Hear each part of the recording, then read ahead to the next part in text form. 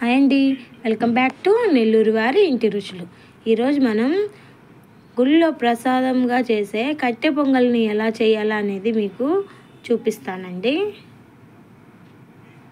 ముందుగా మనం ఒక కప్పు బియ్యంని తీసుకున్నాను.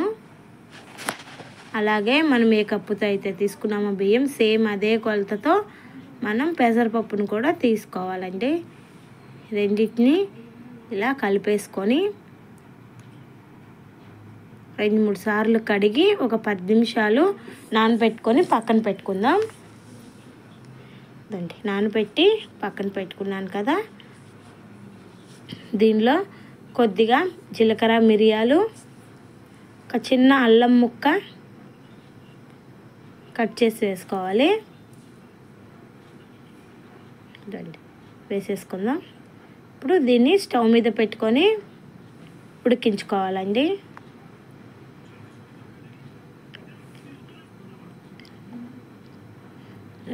మూత పెట్టేసుకొని మనం ఒక 10 నిమిషాలు ఉడికించుకుందాము.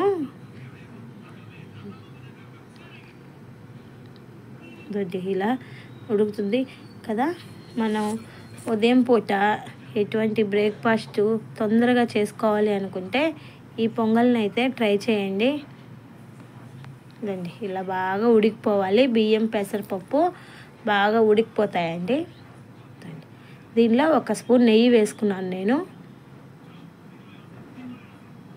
బాగా దగ్గరికి వచ్చేసింది, దగ్గర పడింది ఉడకడం. ఇంకా బాగా ఉడకాలి.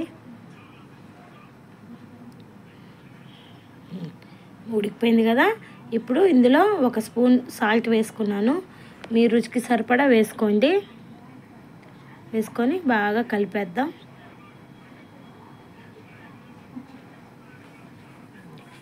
బాగా ఉడికిపోయింది. దీన్ని మనం పోపు పెట్టుకోవాలి. దీన్ని వేరొక స్టవ్ మీదకి మార్చుకొని ఇప్పుడు ఒక కడాయి తీసుకున్నానండి. దాంట్లో 2 టేబుల్ స్పూన్ల నెయ్యిని వేసుకున్నాను.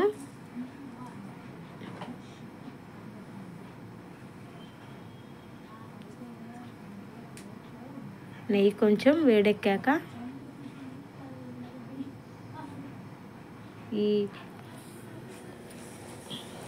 కొద్దిగా ఆవాలు, కొద్దిగా జీలకర్ర,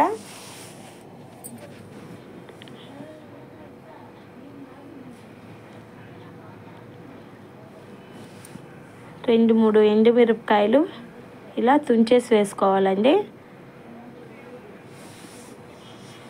మినప్పప్పు, కొద్దిగా జీడిపప్పు కూడా వేసుకున్నానండి నేను. వీటన్నిటిని బాగా వేపేసుకోవాలి. ఈ కట్టె పొంగల్ అనేది లక్ష్మీదేవికి కూడా బాగా ప్రీతిపదం అండి. మీరు తప్పకుండా దీన్ని ఒకసారి ట్రై చేసి చూడండి. ఇలా బాగా మీడియం ఫ్లేమ్ పెట్టుకొని మనం ఇవి మాడిపోకుండా మనం వేపుకోవాలండి. ఇప్పుడు కొద్దిగా కరివేపాకుని తీసుకొని వేసుకుందాం. ఇప్పుడు మనం ఉడికించి పక్కన పెట్టుకున్నాం కదా పొంగల్ని, ఆ పొంగల్ని వేసేసుకుందాం.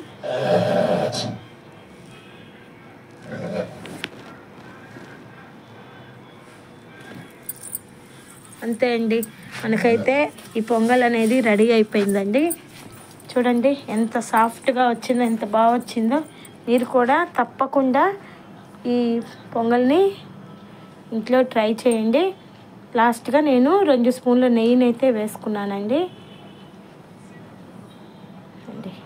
ఇలా కలిపేసి సర్వ్ చేసుకుందాం. మీరు కూడా తప్పకుండా ట్రై చేసేసి ఎలా వచ్చిందనేది మాకు కామెంట్లో తెలియచేయండి.